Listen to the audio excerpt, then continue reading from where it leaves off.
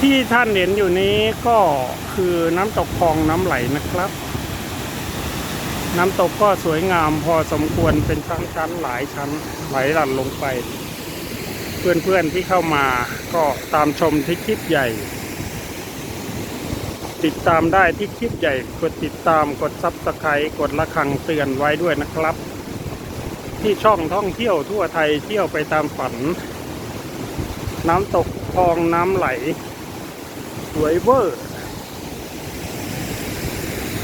ก็นักท่องเที่ยวไม่ค่อยเข้ามาอยู่ลึกหน่อยหนึ่งจะตั้งน้ำตกคลองลาน